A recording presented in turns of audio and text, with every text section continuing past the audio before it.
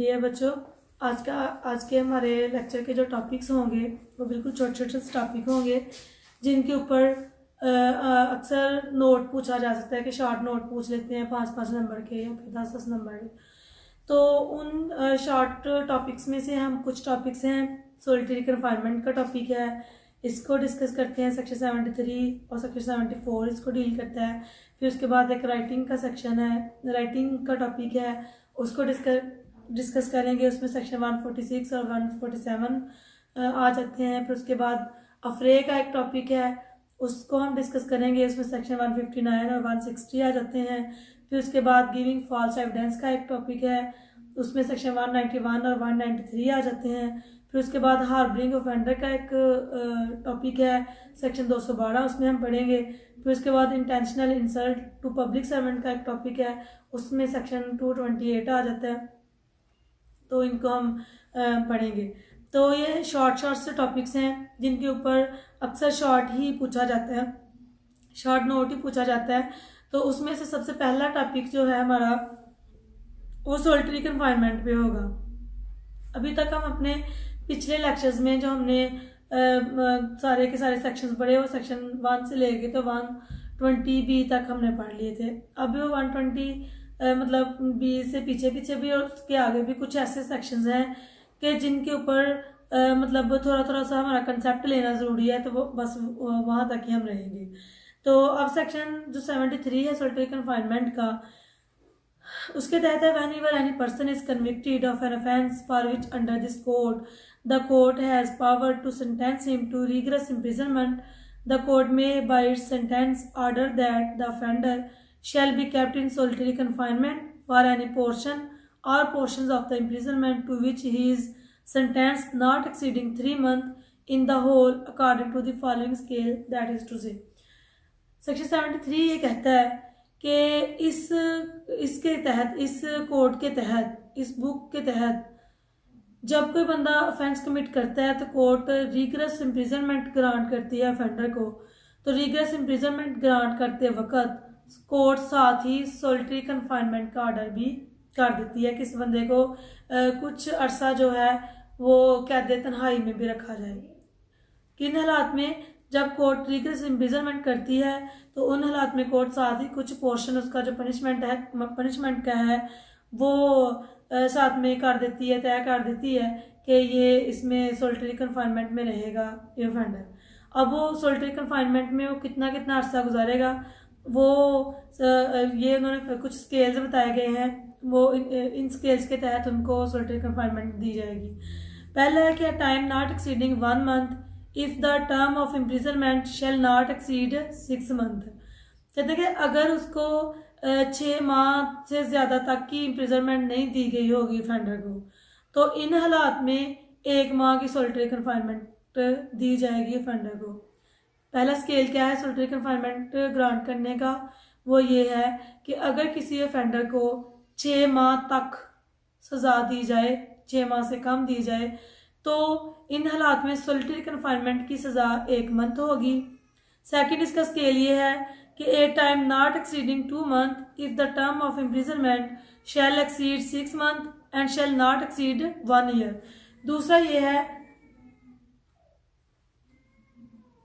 दूसरा इसका स्केल ये है कि अगर किसी ऑफेंडर को 6 माह से ज़्यादा लेकिन 1 साल से कम की सज़ा अगर दी जाए तो फिर उसको सोलिटरी कन्फाइनमेंट 2 माह तक की दी जाएगी। तीसरा इसका स्केल ये है कि time not exceeding 3 month if the term of imprisonment shall exceed 1 year.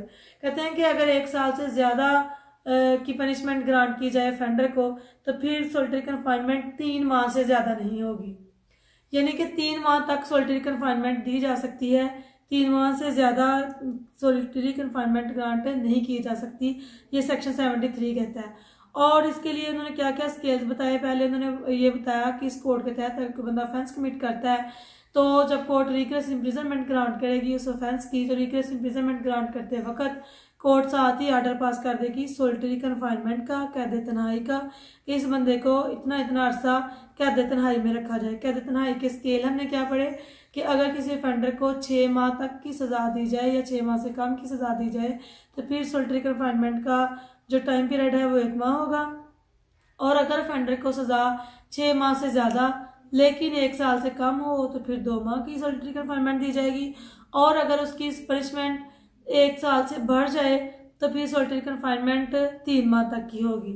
तो उसके बाद सेक्शन 74 है, वो हमें लिमिट ऑफ सॉलिटरी कन्फाइनमेंट बताता है कि जब 1 माह की सॉलिटरी कन्फाइनमेंट ग्रांट करती है कोर्ट, या 2 माह की करती है, या 3 माह की करती है, तो उस सॉलिटरी कन्फाइनमेंट में कितना कितना अरसा उसको कैद तन्हाई में रखा जाएगा ऑफेंडर को। सेक्शन 74 ये कहता है कि in executing a sentence of solitary confinement such confinement shall in no case exceed confinement of not less duration than such periods and when the imprisonment awarded shall exceed 3 months, the solitary confinement shall not exceed 7 days in any 1 month of the whole imprisonment award with intervals between the periods of solitary confinement of not less duration than such periods। Section 74 हमें limit provide करता है कि solitary confinement में कितना कितना अरसा रखा जाएगा ऑफेंडर को कैद तन्हाई में। तो ये कहते हैं कि अगर उसकी सज़ा जो है वो 3 मंथ से कम होती है, उसको सॉलिटरी कन्फाइनमेंट की 3 मंथ से कम सज़ा ग्रांट करती है कोर्ट, तो इन हालात में क्या होगा कि कैद तन्हाई में उसको रखा जाएगा 14 डेज तक, 14 डेज रखा जाएगा। अगर 3 माह से कम सॉलिटरी कन्फाइनमेंट दी जाए तो फिर ऑफेंडर को ज़्यादा से ज़्यादा जो अरसा है कैद तन्हाई में रखने का वो 14 दिन का होगा। और अगर सज़ा 3 माह तक की ग्रांट कर देती है कोर्ट सॉलिटरी कन्फाइनमेंट की, तो इन हालात में एक टाइम में 7 दिन तक उसको सॉलिटरी कन्फाइनमेंट में रखा जाएगा, इससे ज़्यादा अरसा नहीं रखा जाएगा।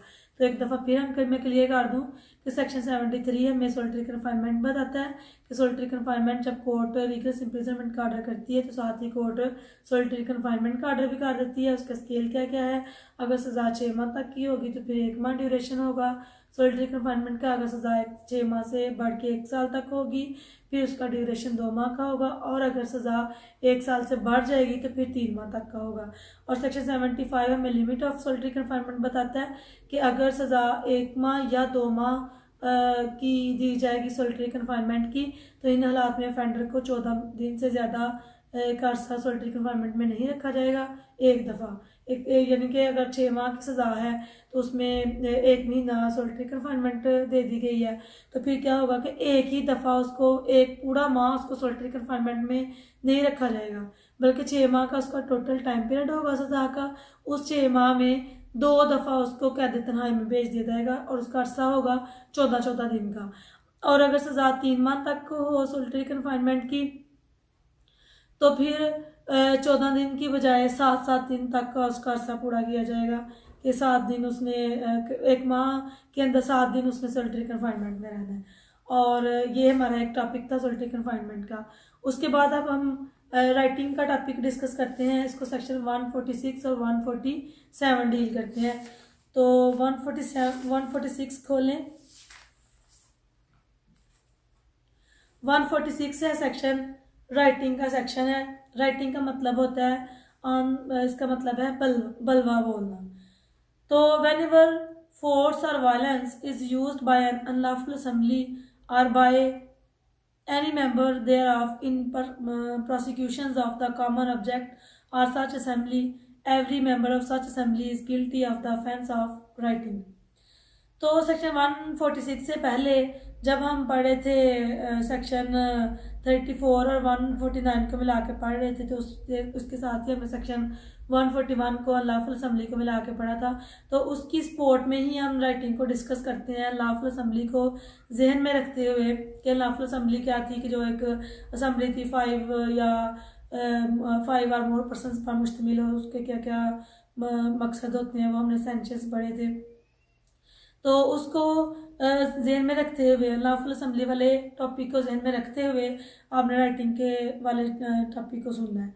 तो कहते हैं कि whenever force or violence is used by an unlawful assembly, unlawful assembly जब फोर्स या वायलेंस का इस्तेमाल करती है by any member thereof in prosecutions of the common object of such assembly, every member of such assembly is guilty of the offence of writing। यानी कि जब वो एक कोई भी मेंबर अनलॉफुल असम्बली का या फिर अनलॉफुल असम्बली अपने कॉमन ऑब्जेक्ट को सर अंजाम देने के लिए कोई वायलेंस इस्तेमाल करती है, कोई फोर्स इस्तेमाल करती है, तो कहा जाएगा कि वो जो मेंबर है और उस असम्बली का वो राइटिंग का उसने ऑफेंस कमिट किया है। तो इसकी पनिशमेंट होगी, पनिशमेंट फॉर राइटिंग है सेक्शन 147 के तहत, whoever is guilty of writing shall be punished with imprisonment of either description for a term which may extend to 2 years or with fine or with both। जो कोई writing का offence commit करेगा उसकी punishment है 2 साल, उसको सज़ा हो सकती है, उसको जुर्माना भी हो सकता है, या उसको सज़ा भी और जुर्माना दोनों भी हो सकते हैं। तो अब सेक्शन 146 और 147 को लगातार डिस्कस किया है। इसके साथ ही अगर इंडिपेंडेंटली भी क्वेश्चन आपसे पूछा जाए तो आप इसके राइटिंग के एसेंशियल्स लिख सकते हैं। पहले आप इसका इंट्रोडक्शन लिखेंगे, फिर रेलिवेंट प्रोविजन में सेक्शन 146 147 लिखेंगे, फिर उसके बाद आप मीनिंग ऑफ राइटिंग लिख लेंगे, फिर उसके बाद आप essential of writing under section 146 लिख लेंगे। उसमें आपका पहला एसेंशियल आ जाएगा कि any member of unlawful assembly, दूसरा इसका आपका एसेंशियल आ जाएगा, पहला आपका आ जाएगा मेंबर ऑफ अनलॉफुल असम्बली, दूसरा आ जाएगा इसका एसेंशियल के force or violence must be used by the members of unlawful assembly. तो तीसरा आप इसका एसेंशियल लिख सकते हैं in the prosecution of the common object of that assembly. तो 3 आपके ये एसेंशियल्स बन जाएंगे। इन एसेंशियल्स को आप 1 बाय 1 फिर एक्सप्लेन कर देंगे। उसके बाद फिर एंड पे आप पनिशमेंट ऑफ राइटिंग लिख देंगे। तो ये आपका इंडिपेंडेंटली भी एक क्वेश्चन बन जाएगा। तो अब हम क्या करते हैं कि इसके साथ ही राइटिंग के साथ ही हम अफ्रे का एक टॉपिक है जिसको साथ डिस्कस कर लेते हैं। अमूमन इंडिपेंडेंटली क्वेश्चन राइटिंग पे नहीं पूछा जाता, वो पूछ लेता है कि राइटिंग और अफ्रे में डिफरेंस बताएं क्या है। तो जब राइटिंग और अफ्रे में डिफरेंस पूछेगा तो फिर जाहिर है हम राइटिंग के साथ अफ्रे के टॉपिक को मिला के पढ़ेंगे। तो सेक्शन 146 के साथ जब आप अफ्रे के टॉपिक को पढ़ेंगे तो इसके साथ आप लिख सकते हैं सेक्शन 159 और 160 का हवाला दे सकते हैं। तो अब आप ऐसा करें कि 159 सेक्शन जो है पाकिस्तान पिनल कोड का वो खोलें, वो है अफ्रे पर मुश्तमिल। अफ्रे का मतलब अब क्या है, सेक्शन 159 ही हमें ये क्लियर कर देता है कि when 2 or more persons by fighting in a public place disturb the public peace they are said to commit an offense of affray। अफ्रे का मतलब क्या है कि जब 2 या 2 से ज़्यादा लोग फाइटिंग करते हैं किसी पब्लिक प्लेस पर और डिस्टर्ब कर देते हैं उस पब्लिक प्लेस के पीस को, तो ये कहा जाता है कि उन 2 या 2 से ज़्यादा लोगों ने अफ्रे का ऑफेंस कमिट किया है। तो इसकी पनिशमेंट है, पनिशमेंट फॉर कमिटिंग अफ्रे की सेक्शन 160 के तहत whoever commits an affray shall be punished with imprisonment of either description for a term which may extend to 1 month or with fine which may extend to 300 rupees or with both। इसकी punishment क्या होगी अफ्रे की? इसकी punishment है कि 1 माह इसकी सज़ा हो सकती है या फिर इसका फ़ाइन होगा जो 300 रुपीज़ तक होगा, या फिर इसको सज़ा भी होगी और फ़ाइन दोनों होंगे। अब जब आप अफ्रे का टॉपिक लिखेंगे, अगर इंडिपेंडेंटली क्वेश्चन पूछा जाए तो क्वेश्चन का वही एक तरीकाकार है अटैम्प्ट करने का कि पहले आप इसका इंट्रोडक्शन, फिर इसके रेलिवेंट प्रोविजन में आप लिख लेंगे सेक्शन 159 और 160 is related to the topic of affray, फिर उसके बाद आप मीनिंग ऑफ अफ्रे लिख लेंगे, फिर आप मीनिंग ऑफ अफ्रे अंडर सेक्शन 159 लिख लेंगे, फिर आप एसेंशियल्स ऑफ अफ्रे लिख लेंगे। तो इसका पहला एसेंशियल आप यही लिखेंगे कि 2 or more persons, दूसरा आप लिख लेंगे bye fighting on public place, तीसरा आप लिखेंगे इसका essential disturbance of the public place on public place. तो इसके ये आपके 3 एसेंशियल इसके निकल आएंगे इसके अंदर से ही, सेक्शन के अंदर से ही, और उनको फिर आपने 1 by 1 एक्सप्लेन कर देना। उसके बाद आपने इसकी पनिशमेंट लिख लेनी है और ये आपका टॉपिक कंप्लीट हो जाएगा।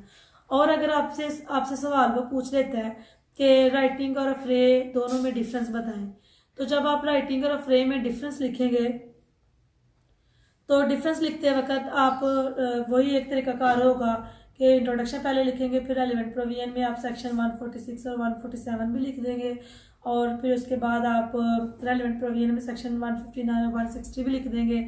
फिर आप पहले राइटिंग को थारोली लिखेंगे, उसके मीनिंग, डेफिनेशंस, फिर उसके एसेंशियल्स, फिर उसकी पनिशमेंट, फिर उसके बाद आप अफ्रे को लिखेंगे, इसके मीनिंग, डेफिनेशन और इसके एसेंशियल्स और इसकी पनिशमेंट लिखेंगे। फिर एंड पे आप लिख लेंगे डिफरेंस बिटवीन राइटिंग एंड इसमें अफ्रे में। तो जब आप डिफरेंस लिखेंगे तो आपकी पहली हेडिंग इसकी आ जाएगी, डिफरेंस पहला आ जाएगा एज टू रेलिवेंट प्रोविजन। तो पहला आप रेलिवेंट प्रोविजन के लिहाज से डिफरेंस लिख लेंगे कि राइटिंग को 146 और 147 डील करता है, अफ्रे को सेक्शन 159 और 160 डील करता है। दूसरा आप इसका मीनिंग या डेफिनेशन के लिहाज से इसका डिफरेंस लिख लेंगे। तीसरा आप इसका डिफरेंस लिख सकते हैं कि उसमें जो राइटिंग है उसमें मेंबर ऑफ अनलॉफुल असेंबली होना ज़रूरी है, इसमें मेंबर ऑफ अनलॉफुल असेंबली अफ्रे में होना ज़रूरी नहीं है। फिर आप सेक्शन उसका राइटिंग के डिफरेंस में एक ये भी हेडिंग लिख सकते हैं कि वहाँ पे वायलेंस और फोर्स के सवाल किया जाता है, और यहाँ पे आप ये लिखेंगे कि यहाँ पे फाइटिंग होती है दो लोगों के दरमियान। तो ये आपके सारे इसके डिफरेंस आ जाएंगे, उसके एंड पे आप कंक्लूजन कर लेंगे, और ये आपका एक इंडिपेंडेंट भी क्वेश्चन तैयार हो जाएगा। और इसको अगर कंबाइन हम करेंगे तो फिर भी आपका एक क्वेश्चन तैयार हो जाएगा। और इसके ऊपर शॉर्ट नोट भी पूछ सकते हैं कि अफ्रे के ऊपर शॉर्ट नोट लिखें, राइटिंग के ऊपर शॉर्ट नोट लिखें। इससे पहले हमने डिस्कस किया उसको सॉलिटरी कन्फाइनमेंट को, तो उसके ऊपर शॉर्ट नोट लिखें। तो जैसे भी आपको वो करे क्वेश्चन, आप उस तरह से इसको अटैम्प्ट कर सकते हैं। इसके बाद एक टॉपिक हमने डिस्कस करना है गिविंग फॉल्स एविडेंस का। गिविंग फॉल्स एविडेंस को जो सेक्शन डील करते हैं वो सेक्शन 191 से स्टार्ट होते हैं और अनवर्ड डिस्कस, लेकिन हम डिस्कस 191 और 193 के करेंगे ताकि इसमें ज़्यादा कोई एम्बिग्विटी ना बने हमारे लिए। तो सेक्शन 191 के साथ आपने सेक्शन 193 लिख लेना है, क्योंकि गिविंग फॉल्स एविडेंस का ये जो सेक्शन 191 है इसकी पनिशमेंट 193 में दी गई है। तो मेरी फिर वही एक दफ़ा बार बार मैं ये बात करती हूँ कि बेयर एक्ट आपके सामने हो जब आप लेक्चर सुने, और साथ एक पेंसिल हो आपके पास, और ऊपर आपने ना शॉर्ट लिखते जाना है कि सेक्शन 191 के साथ आपने सेक्शन 193 को मिला के पढ़ना है। तो अब गिविंग फॉल्स एविडेंस में कहता है सेक्शन 191 कि whoever being legally bound by an oath or by an express provisions of law to state the truth or being bound by law to make a declaration upon any subject makes any statement which is false and which he is either knows or believes to be false or does not believes to be true is said to give false evidence। Section 191 ये कहता है कि कोई भी ऐसा बंदा ये by law bound था या फिर उसने ओथ लिया और ओथ लेने के बाद, हलफ लेने के बाद वो पाबंद था इस बात का कि वो ना करे मतलब सच बोले, तो उसने सच नहीं बोला, या बाय लॉ वो बाउंड था कोई सच बोलने का, उसने सच नहीं बोला, उसने कोई झूठी कोई एविडेंस दी है। तो इन हालात में वो उसको कहा जाएगा कि उसके उस झूठ बोलने की वजह से, उसके ओथ लेने के बाद, हलफ लेने के बाद झूठ बोलने की वजह से, या लीगली वो बाउंड था कोई सच बताने का तो उसने वो सच नहीं बताया, तो इन हालात में वो इसका लायबल है फॉल्स एविडेंस के ऑफेंस का। इसकी एक्सप्लेनेशन नंबर 1 है कि a statement is within the meaning of this section whether it is made verbally और अदरवाइज फॉल्स एविडेंस के जुमरे में आएगी।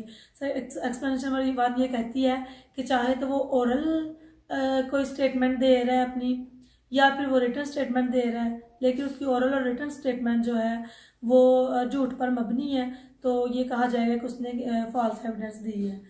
फिर उसके बाद एक्सप्लेनेशन नंबर 2 है a false statement as to the belief of the person attesting is within the meaning of this section and a person may be guilty of giving false evidence by stating that he believes a thing which he does not believe as by stating that he knows a thing which he does not know. मतलब ये है कि अगर कोई बंदा जानता है सच को जानता है, तो जानते बूझते भी उसने फॉल्स एविडेंस दी है, तो मतलब गलत स्टेटमेंट दी है अपनी, तो वो फॉल्स एविडेंस का के ऑफेंस का ना वो लायबल है। और अगर वो नहीं था जानता फिर भी उसने कोई इलीगल स्टेटमेंट दे दी या फिर फॉल्स स्टेटमेंट दे दी, फिर भी वो फॉल्स एविडेंस का के ऑफेंस का लिए लायबल है। उसके साथ ही सेक्शन 193 है जिसमें इसकी पनिशमेंट बताई गई है फॉल्स एविडेंस की। तो पनिशमेंट है इसकी, whoever intentionally gives false evidence in any stage of a judicial proceedings or fabricates false evidence for the purpose of being used in any stage of a judicial proceedings shall be punished with imprisonment of either description for a term which may extend to 7 years and shall also be liable to fine।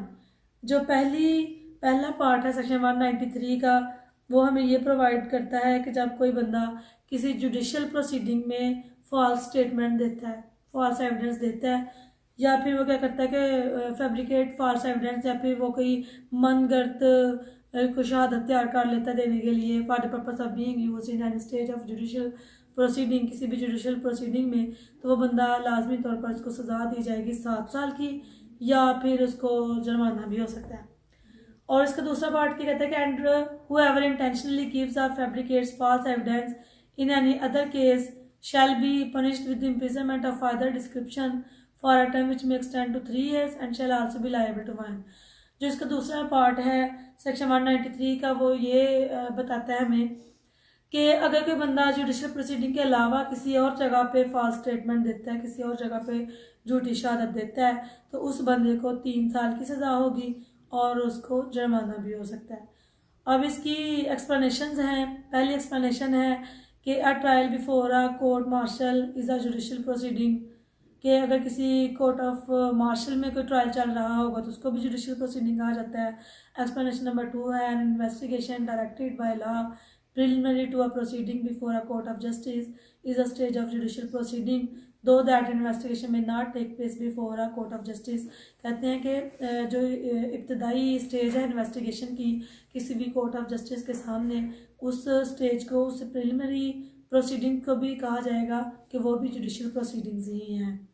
Explanation number 3 है कि an investigation directed by a court of justice according to law and conducted under the authority of a court of justice is a stage of judicial proceedings though that investigation may not take place before a court of justice। Explanation number 3 ये clear करती है इस बात को कि अगर कोई proceeding किसी कोर्ट ऑफ जस्टिस के आर्डर के ऊपर कंडक्ट की जा रही हो तो वो वाली प्रोसीडिंग्स भी ऐसे ही तस्वर की जाएंगी जैसे किसी कोर्ट में की जा रही हैं। तो उन प्रोसीडिंग्स में भी जो बंदा फॉल्स स्टेटमेंट देगा तो ये कहा जाएगा कि उसने भी ना कि फॉल्स एविडेंस दी है और वो भी फॉल्स एविडेंस के ऑफेंस का लायबल होगा, उसको पनिशमेंट दी जाएगी। इसके बाद एक सेक्शन है सेक्शन 212 हार्बरिंग ऑफेंडर का है। हार्बरिंग ऑफेंडर की हम पीछे पहले भी सेक्शन 53A था आई थिंक, उसमें हमने इसकी डेफिनेशन पढ़ी थी। अब हम हार्बरिंग ऑफेंडर का ऑफेंस पढ़ लेते हैं और इसके साथ हम इसकी पनिशमेंट भी देख लेते हैं कितनी कितनी होगी। तो सेक्शन 212 है, कहते हैं whoever an offence has been committed, whoever harbors or conceals a person whom he knows or has reason to believe to be the offender with the intention of screening him from legal punishment। कहते हैं कि कोई भी ऐसा बंदा जो harbour करता है, हार्बर यानी कि पनाह देता है या उसकी मदद करता है किसी ऐसे ऑफेंडर की जो कि कोर्ट का भगोड़ा हो, मतलब ये कि जिसको किसी कोर्ट ने डिक्लेयर किया है कि ये ना प्रोक्लेम्ड ऑफेंडर है, तो उस प्रोक्लेम्ड ऑफेंडर को जो कोई हार्बर करेगा यानी कि उसको पनाह देगा या उसको कोई खाना पीना देगा करेगा, उसका खाने पीने का अरेंज करेगा उसके लिए, या कोई कपड़े वगैरह देगा, जो भी किसी भी तरह से उसकी हेल्प करेगा, तो कहा जाएगा कि उसने हार्बरिंग का ऑफेंस कमिट किया है। और जो हार्बरिंग का ऑफेंस कमिट करता है उसकी क्या पनिशमेंट होगी।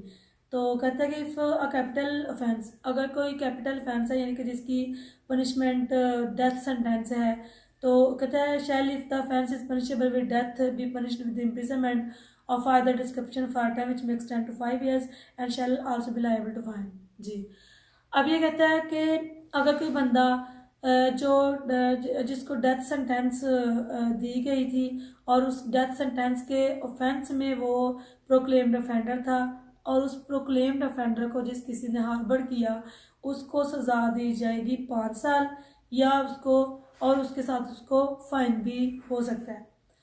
और दूसरा है कि punishable with imprisonment for life or with imprisonment and if the offence is punishable with imprisonment for life. ये कहता है कि अगर किसी को इम्प्रिजनमेंट फॉर लाइफ के ऑफेंस में प्रोक्लेम्ड ऑफेंडर डिक्लेयर किया गया हो और उसको कोई हार्बर कर रहा हो तो उसकी क्या सज़ा होगी। may extend to 10 years or with imprisonment which may extend to 10 years shall also be punished with imprisonment of further description for term which may extend to 3 years and shall also be liable to one। जी ये कहता है कि अगर किसी बंदे को ने offence commit किया हो इम्प्रिजनमेंट फॉर लाइफ का या फिर उसको इम्प्रिजनमेंट दी जाए 10 साल या 10 साल से ज़्यादा की, तो इन हालात में जो हार्बरिंग ऑफेंस करता है उसको सज़ा दी जाएगी 3 साल तक या उसको जुर्माना भी दिया जाएगा। और उसके बाद है कि and if the offence is punishable with imprisonment which may extend to 1 year and not be to 10 years shall be punished with imprisonment of further description for the offence of which may extend to 1/4 part of the longest term of imprisonment provided for the offence or with fine or with both. पहले सबसे पहले ये बात discuss हुई कि अगर कोई death sentence का प्रोक्लेम्ड ऑफेंडर होगा, कोई इश्तिहारी होगा, तो उसको जो बंदा हार्बर करेगा उसको सज़ा दी जाएगी 10 साल या उसको जुर्माना। दूसरा हमने पढ़ा कि अगर कोई बंदा ऑफेंस कमिट करता है इम्प्रिजनमेंट फॉर लाइफ का या ऐसा ऑफेंस कमिट करता है जिसकी इम्प्रिजनमेंट 10 साल या 10 साल से ज़्यादा हो तो फिर उसको सज़ा दी जाएगी 3 साल तक। और जो कोई ऑफेंस कमिट करता है जिसकी सज़ा 10 साल से कम और 1 साल से ज़्यादा हो तो फिर उसको 1/4 सज़ा दी जाएगी जितनी उसको जिस लिहाज से उसने ऑफेंस कमिट किया होगा। अगर उसको 1 साल तक की सज़ा दी गई है तो फिर 1/4 पार्ट जो है उसको हार्बरिंग ऑफेंडर को दिया जाएगा। जो हार्बरिंग कर रहा है उसको उस बंदे को फिर 1/4 पार्ट जो है सज़ा का वो सज़ा ग्रांट की जाएगी या फिर जुर्माना।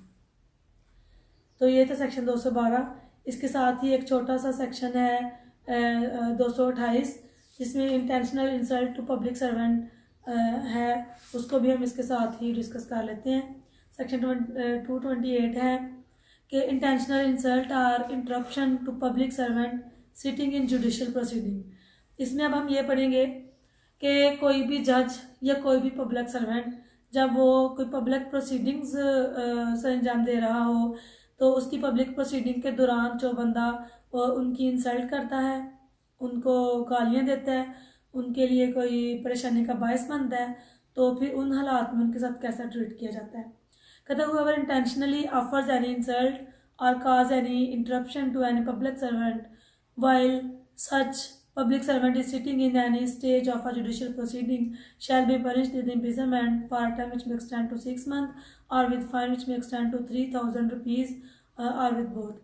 मतलब ये कि अक्सर आप इस तरह के वाक़या सुनते रहते हैं कि फ़लाँ कोर्ट में फ़लाँ जज को फ़लाँ बंदे ने गालियाँ दे दी तो उसकी इंसल्ट कर देते हुए हो।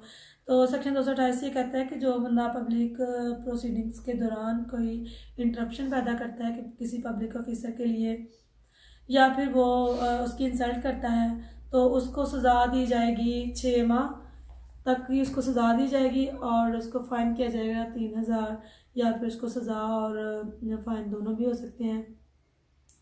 तो ये थे हमारे आज के टॉपिक्स जिनमें था पहला टॉपिक था हमारा सॉलिटरी कन्फाइनमेंट का कैद तन्हाई का, इसको भी हमने डिटेल के साथ डिस्कस किया। फिर दूसरा टॉपिक था हमारा राइटिंग का, इसको भी हमने डिटेल के साथ डिस्कस किया। फिर तीसरा टॉपिक था हमारा फ्रे का, इसको भी हमने देखा हर तरह से। और 4th नंबर पे था फॉल्स एविडेंस का और फिर उसके बाद था हार्बरिंग ऑफेंडर का और फिर उसके बाद हमने intentional aid to public servant को डिस्कस किया।